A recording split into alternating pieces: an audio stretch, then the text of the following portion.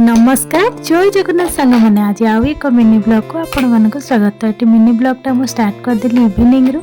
आज खाली आपण को मो इवनिंग रूटीन देखेबी। तो ये इवनिंग रे मु झाड़ू करके चाहा करदेली। तापर चाहा कर सारा पर झील पाई सुजी हलवा टे करदेली से खाइब बोली मुझे चाहा नहीं कि समस्त को देदेली। तो संध्या बेले टी वर्षा हो आज चाहा पीले भल लगे। तापर मटर राति चकटिकी रखीदेली राति रुटी करवा लगी।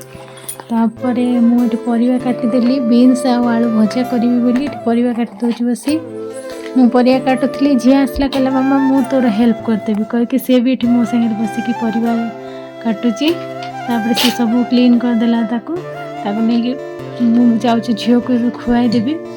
झील को खुआई सारा प्रार्थना करने को पड़ जाइली। प्रार्थना करके आसी भजा कर संध्या बेले पढ़ाई को पड़े से भजा भजी करके रखीदे था। तो ये झील पढ़िया को पलि आसला। रहुची जय जगन्नाथ। आज वीडियो जब भल लगी लाइक शेयर सब्सक्राइब करते।